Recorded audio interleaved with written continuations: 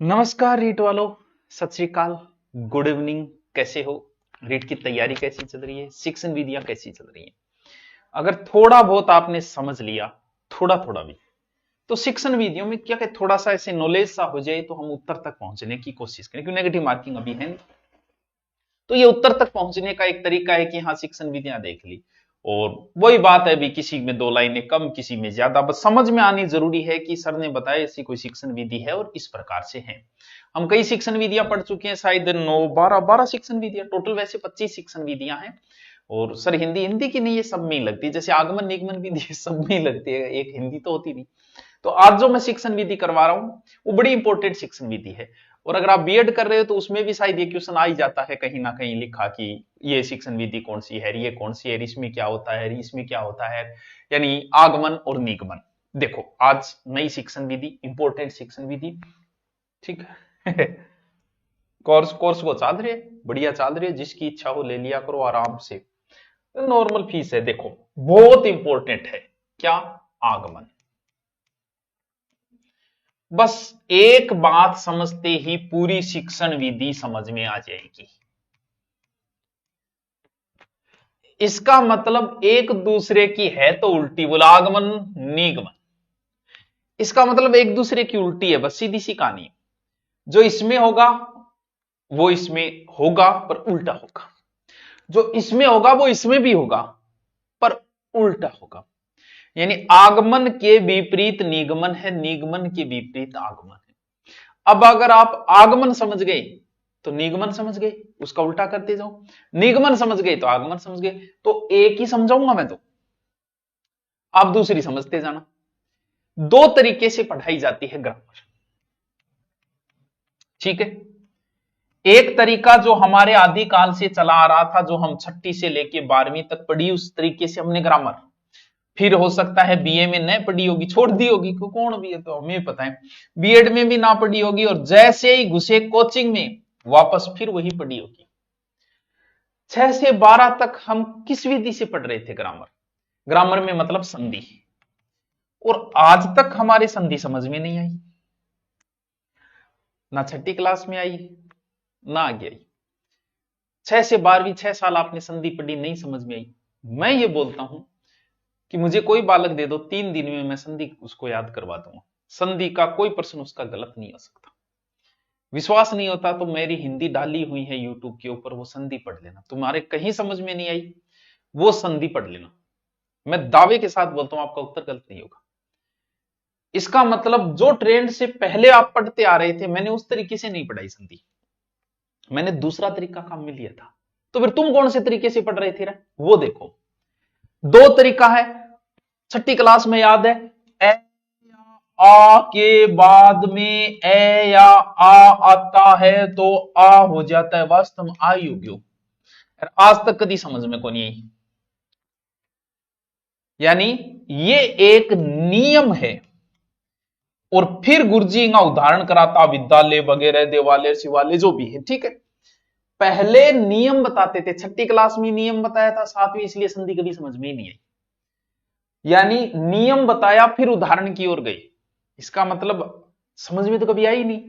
इसका मतलब तुम जो पढ़ रहे थे वो विधि ही गलत थी, वो विधि ही अमनोवैज्ञानिक थी, इसलिए तुम्हारे समझ में नहीं आई। तो फिर मनोविज्ञान कौन सी है जो मैंने पढ़ाई थी ग्रामर में? वो मनोविज्ञान विधि थी। कौन सी? पहले उदाहरण फिर नियम। यानी दो विधियां हैं, इनमें से एक विधि ऐसी है जिसे पहले नियम बताया जाता है फिर उदाहरण, और एक विधि ऐसी है कि पहले नियम बताया जाएगा फिर उदाहरण, एक विधि ऐसी है पहले उदाहरण फिर नियम। तो फिर सीधा सा ट्रिक याद रखो, नी का मतलब ही नियम है। यानी निगमन विधि में पहले नियम आएगा फिर उदाहरण, जो आप पढ़ते आ रहे थे। बन गया काम। निगमन विधि में क्या होता है? निगमन विधि में पहले नियम आता है और उसके बाद उदाहरण। तो फिर बता दिया एक दूसरे की उल्टी है ये दो। तो फिर इसमें क्या आएगा? इसमें पहले उदाहरण आएगा फिर नियम आएगा। नहीं याद रहे तो कोई बात नहीं, आ का ऊ कर देना, यानी आगमन में ऊ आएगा, यानी आगमन विधि में पहले उदाहरण आएगा, वरना यह है नी से निगमन नी से नियम। यानी इसमें पहले नियम फिर उदाहरण, इसमें पहले उदाहरण फिर नियम। अब हम एक इस विधि को उठाएंगे कि आगमन विधि। इतना कंसेप्ट अगर आप समझ गए तो फिर बाकी क्या समझाना यार। पतंजलि ने इस विधि को, पतंजलि के समय ये विधि, पतंजलि ने ही इस विधि को इजाद किया था। जिसने भी किया हो कोई बात नहीं, ध्यान रखो रख लो। व्याकरण को सीखने की मनोवैज्ञानिक विधि है, इसीलिए मैंने व्याकरण इसी नियम से कराई थी। और बाकी आप आज तक जो पढ़ते आ रहे थे वो विधि थी बच्चों। इसीलिए कभी छठी क्लास में संधि समझ में नहीं, वरना मुझे तो छठी क्लास का बच्चा मैं समझा। सबसे पहले बालक के सामने उदाहरण पेश किए जाते हैं, फिर उससे उदाहरण से एक नियम पेश किया जाता है। कैसे? मैंने ऐसे लिखे उदाहरण, ठीक है, मेरे को देख लो। आपने कहा सर देख लिया। फिर मैंने कहा कि सर कुछ नहीं करना है बच्चों, जब भी आपको दो चय दिखे, दो जय दिखे, पहला जय आधा दूसरा पूरा, दो लय दिखे, दो टय दिखे, एक आधा आगे वाला पूरा, दो नए दिखे, तो बच्चों कुछ नहीं करना, पहले वाले आधे का पहला वाला आधा तय बना के बीच में प्लस लगा के एज ए टीज लिख दो। यानी अब आपके समझो, आ लो गुरु जी, ओ लो संधि है बस। ऊ पहले चय को आधो तय करना है, उत प्लस आगलो बिया को बिया लिखना, चारण तत् टीका, ऊ पहले ने का तय, अगला नत। हो गया नहीं थर थर आ गई नहीं सारी समझ।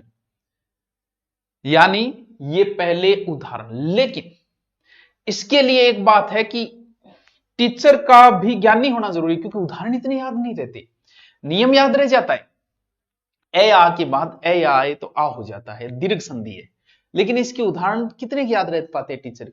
इसमें उदाहरण ज्यादा, यानी टीचर नॉलेजेबल होना चाहिए। 20-30 उदाहरण याद हो तो अब एक कह दे कि विद्यालय, एक ही तो उदाहरण बताए, एक ही नियम बता दे, तो क्या समझ में आओ बराबर है, कुछ कौन समझ में।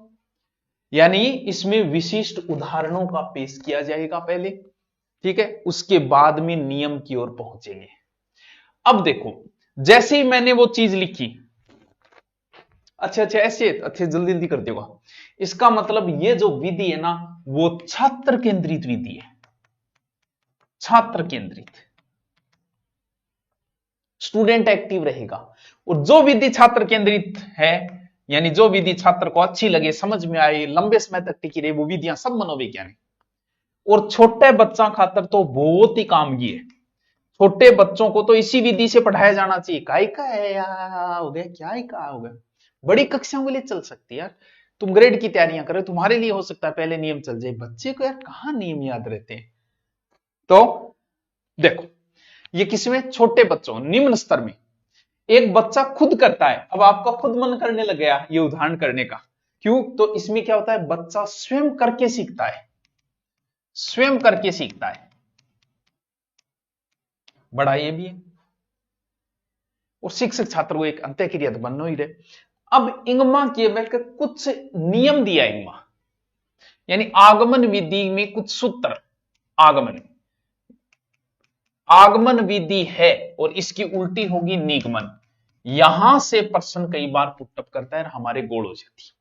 कैसे? मैं पहले नाम नाम लिखता हूं, फिर उनको समझाता हूं। वो इसकी उल्टी हो जाएगी, एक बार लिखूं मैं। ज्ञात से अज्ञात, यहां बीच में से लगेगा, ठीक है।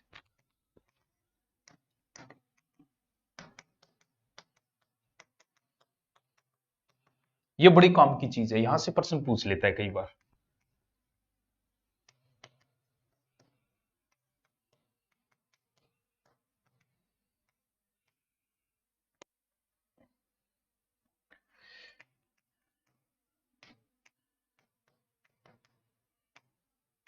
ठीक है, और इसका उल्टा हो जाएगा।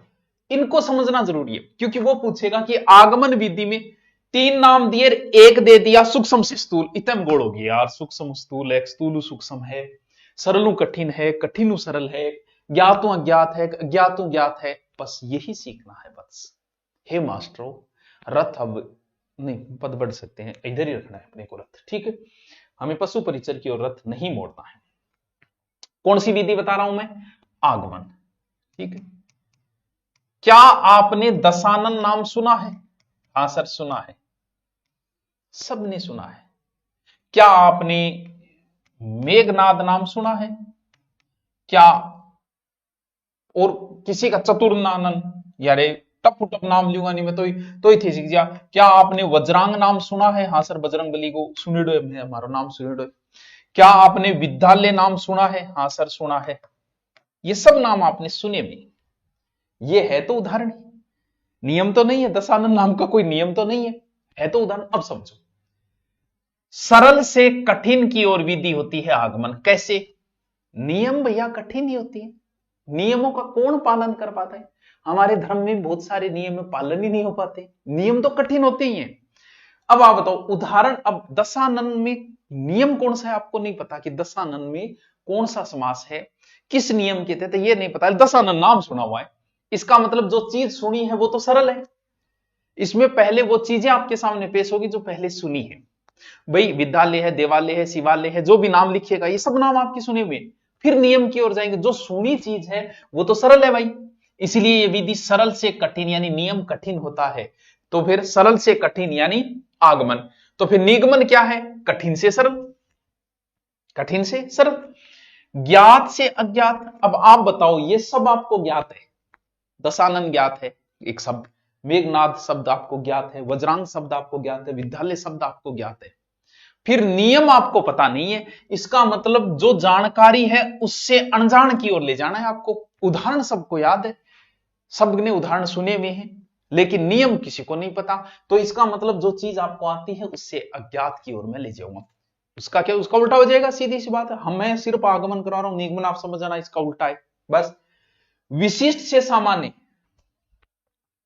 विशिष्ट से सामान्य, नियम तो सामान्य नियम है कि यार सामान्य नियम होता है वहां, बस ऐसे याद करना।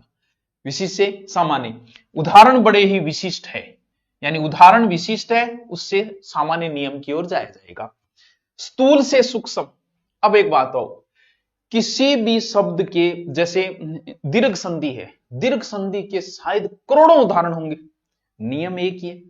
ए आ के बाद ए आए तो आ, ई आई के बाद ई आए तो ई, उ या उ के बाद में उ आए उ। नियम तो तीन ही है, उदाहरण कितने हैं? करोड़ों हैं इस संधि के।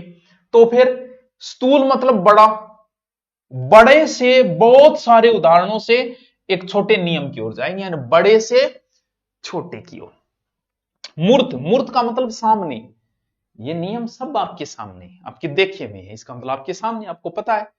और अमूर्त की ओर जाना है, वो नियम आपको पता नहीं, वो आपको बताया जाएगा कि इसमें दशानन में 10 प्लस आनंद, 10 आनंद जिसके मुख वह रावण, बहुबरी समास है इसके अंदर। बहुबरी नाम ही कई छठी क्लास में पहली बार सुनेंगे, लेकिन रावण का नाम तो सुन रखा है सबने। तो वो हो गया मूर्त से अमूर्त।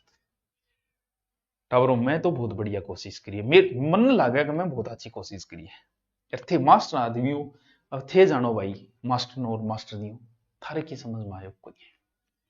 दूसरी है निगमन विधि।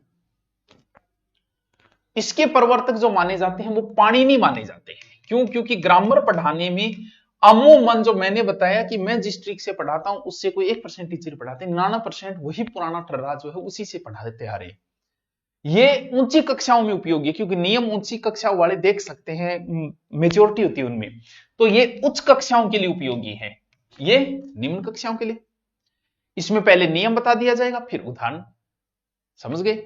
यानी एक प्रकार का सूत्र ही है यार, नियम क्या है, एक सूत्र ही तो है, इसलिए सूत्र प्रणाली कह सकते हैं। बालक के सामने व्याकरण को कोई सूत्र देगा, और सूत्र पूरी सूत्रा पर ही है संस्कृत की ग्रामर, तो भाई सूत्र है, सूत्र विधि कह सकता है कहा मैं, ठीक है। ऊंची कक्षाओं के लिए निगमन विधि से पढ़ावा तो सिलेबस जल्दी हो जाए। क्यों? नियम बताए, 4 उदाहरण बताए, कंप्लीट। अब उदाहरण हमें ज्यादा बताने पड़ेंगे यहाँ, तो सिलेबस जल्दी से इसका कंप्लीट नहीं होता है। तो ये विधि निम्न कक्षाओं के लिए, ये उच्च कक्षाओं के लिए, ये मनोवैज्ञानिक विधि है, ये अमनोवैज्ञानिक विधि है, ये छात्र केंद्रित विधि है, वो शिक्षक केंद्रित विधि है। इसमें करके सीखने का अवसर मिलता है बच्चे को, उसमें नहीं मिलता है, नियम है लिख लिया बस, ठीक है। और इसमें समय ज्यादा लगता है, इसमें सिलेबस कराने में बड़ी आसानी है, वही हो जाएंगे उसके सारे। ये विशिष्ट से सामान्य है तो ये वो सामान्य से विशिष्ट हो जाएगी, कठिन से सरल की ओर हो जाएगी, अज्ञात से ज्ञात की ओर हो जाएगी, सूक्ष्म से स्थूल की ओर हो जाएगी, मूर्त से अमूर्त की ओर हो जाएगी। इनका उल्टा है, एक सीख लो दूसरी तैयार है। अब बताओ कि थारे समझ में कुनी पुटो है तो दोरी, लेकिन अब दोरी नहीं लागनी चाहिए थाने, अब तो सोरी लागनी चाहिए। कितनी सोरी कर दी, ज्यादा इजी और क्या करो है। बस इतना सा फायदा है मास्टर का कि जो चीज आप 2 घंटे में सीखते हो आधे घंटे में, अब आप आगमन निगमन पढ़ते आधे घंटे में आपको तैयार हो जाएगा। अब आप कहो तो एक और करा दूं, तुम बताओ बच्च, करवा देता हूं फिर। पर्यवेक्षक अध्ययन विधि, सुपरवाइजर है सर, सुपरवाइजर की भर्ती आ रही है भाई, है बस। पर्यवेक्षक अध्ययन विधि, पर्यवेक्षक को मतलब जांच करना रहो, और जब भी कभी जांच आए वो आदमी या फिर इन रजिस्टर उठा लेगो, इन रजिस्टर उठा लेगो, वो तो पर्यवेक्षक अधिकारी है, जांच अधिकारी है, उसका तो ईगो ही अलग होता है, स्टेटस ही अलग होता है। हाँ? तो ये विधि जो है वो पर्यवेक्षक अध्ययन विधि है। यानी पहले मैं बताऊं कि इसमें होता क्या है। हो सकता है 1 क्लास 2 क्लास जो भी है उनको पहले ही बता दिया जाता है, महीने में 2-3 बार ही होगी, ये नहीं रोज करवाने लग जाओगे। क्लास के सारे बच्चों को बाहर ले आए, फिर उन्हें 1 टीचर 2 टीचर जो भी होंगे डिसाइड कर दिए जाएंगे, समय डिसाइड कर दिया जाएगा, 3 घंटे का अधिकतम होगा और 90 मिनट का लगभग एवरेज तक चलता है। इसमें सारे बच्चों को कह दिया जाएगा बच्चों पढ़ो, समस्या आए तो एक बच्चा खड़ा होगा, गुरुजी से पूछेगा, और गुरुजी उसमें ऐसे बीच में ऐसे क्या बात है स्टैंडर्ड से घूमते रहेंगे, ऐसे हाथ रखता है गुरुजी, ज्यादातर ऐसे हाथ रखते हैं, ऐसे बीच बीच घूमते रहेंगे। छोटी कक्षाओं में सफल नहीं हो सकता है, छोटे क्लास का टाबर बेरो को कर बोक रहे हो, भैया बड़ी क्लास में 6ठी 7वीं 8वीं उच्च कक्षाओं में थोड़ा सो ठीक रहे। यानी टीचर किसकी भूमिका निभाएगा, पर्यवेक्षक की, सुपरवाइजर कुछ नहीं करेगा, वो सिर्फ बताया जाएगा, ये लो जी कोई खड़ा हो गया सर ये बता, इसमें कहानी गद्य गद्यांश हिंदी ऐसी चीजें इसमें पढ़ी जाएगी। यानी इसमें बच्चा स्वयं पढ़ेगा, स्वाध्याय सेल्फ स्टडी, सेल्फ स्टडी के लिए ये चीज है। यानी अध्यापक द्वारा कक्षा अथवा विद्यार्थियों के समूह के समय निरीक्षण करेगा और अपने डेस्क का कार्य करने में संलग्न रहेगा। बाइंडिंग एंड बाइंडिंग की परिभाषा है कि डेस्क की तरह, डेस्क के बाहर बैठे बाइंडिंग कर लो, ये बाइंडिंग की परिभाषा है, पर्यवेक्षक विधि से संबंधित। छात्रों को अध्यापक के मार्गदर्शन में कार्य करेंगे। अध्यापक छात्रों द्वारा दिए गए कार्य को पर्यवेक्षक करने के एक प्रकार के समान अधिकार प्राप्त है, साराम बराबरी। ये बात किसने कही, ये क्लार्क एंड स्टार ने कही। थोड़ी सी परिभाषाएं हैं, कोई सिर्फ पूछ ले, क्योंकि सेकंड ग्रेड हिंदी में स्पेशल लगती है और आपके रीट में ही। यानी पर्यवेक्षक को अर्थ ही है देख रेख करना, देख रेख, बस कुछ नहीं, संभालो। शिक्षक देख रेख में छात्रांगों अध्ययन है। इसके प्रवर्तक जो माने जाते हैं वो डेजी मोरविल जॉन माने जाते हैं 1971 में, डेजी जॉन मोर। बढ़िया विधि खोजिए। यानी ये निर्देशित स्वाध्याय विधि है, सेल्फ स्टडी को बढ़ावा देती है, बच्चा में बेड़ा कर ले और पढ़ा लो। 3 तरीके से इसका विभाजन भी है। प्रथम कालखंड, इसमें कक्षा के लिए एक समय को विभाजन करे जाओ कि इतनी देर तक ये चलेगा। दूसरो है द्वितीय कालखंड, जिसे सिम्पसन ने दिया था, 90 मिनट का सारणी बनाई जाएगी। 90 मिनट में पहले बता दियो जाओगे ये चीजें, ये चीजें, ये कहानी है, ये 25 मिनट उसमें लगेंगे। फिर पढ़ो, टीचर निरीक्षण करेगा, 25 उसमें लग जाएंगी, 2 तो इसी में लग जाएंगी, ठीक है। फिर 5 मिनट तक कपाल भांति योगा वगैरह कराओ, कपाल भांति बाबा रामदेव ऊंदो सुंदो बन जाओ सारा, 5 मिनट उसमें दे दो। फिर निरीक्षण को कार्य जो को है वो अध्ययन, बुम 35 मिनट। टोटल लगभग 90 मिनट का एक समय लिया जाएगा कि 90 मिनट में का, बाकी अधिकतम 3 घंटे का भी इसमें होता है। त्रिकाल खंड विभाजन, प्रत्येक विषय के लिए प्रति सप्ताह 1 घंटा निरीक्षण के लिए इन के बैक एक टीचर कई बार 12 भी बुलाई जाए कि ये चीज पढ़ा रहे हैं और इसके लिए बाहर से अनुभवी टीचर, क्योंकि इसमें टीचर का अनुभवी होना भी बहुत जरूरी है। महंगी पड़ती है यार बाहरों टीचर बनाना, कौन पोसा था नहीं बेरो असंभव है। बस छात्र मां थोड़ा सक्रिय रहेगो, बेरो कौन सक्रिय रहे, कौन किताब पढ़े कौन पढ़े, बहुत बेरो कौन मानना है कि छात्र सक्रिय रहता है, छात्र अपनी गति से सीखता है, उसकी जल्दबाजी नहीं है। 3 घंटे का टाइम, आराम से पाठ याद कर, 90 मिनट का टाइम है, आराम से याद करे। यानी छात्र अपनी गति से सीखता है, इसमें आराम से पढ़े। और इसमें प्राप्त किया गया ज्ञान स्थायी होता है, और जहां ज्ञान स्थायी है वो विधि मनोवैज्ञानिक ही होती है। समझ गया? बताओ। इंगमा बाइनिंग एक और कहो के 4 योजना बना सको इंगमा कई। एक तो सम्मेलन योजना, छात्रों को अतिरिक्त ज्ञान दिया जाओगे और छात्रों के साथ समान गति से आगे जो नहीं बढ़ रहे, जी मान लो कोई बच्चा कमजोर है तो बांगो एक अलग करके और बान पढ़ागे, फिर बाने गति उस आगे लिया। ये मतलब चरण बताए। विशेष शिक्षण योजना बनाई जाए, छात्रों विशेष शिक्षण को बुला ले सब्जेक्ट का, और बांग निर्देशन में भी हो सके। काल विभाजन योजना, विशिष्ट अध्यापन को मार्गदर्शन करेगा, 2 शिक्षकों प्रयोग करे जाओगे इसमें। प्रथम शिक्षक कार्य है कार्य को आवंटन करना, और दूसरो शिक्षक निरीक्षण करेगा। 2 शिक्षक होगा इनमें, जब हम काल विभाजन योजना, पहला शिक्षक को वो काम है, दूसरे को वो काम है। पहला वो क्या काम है, काम को आवंटन करेगा, दूसरों निरीक्षण करेगा।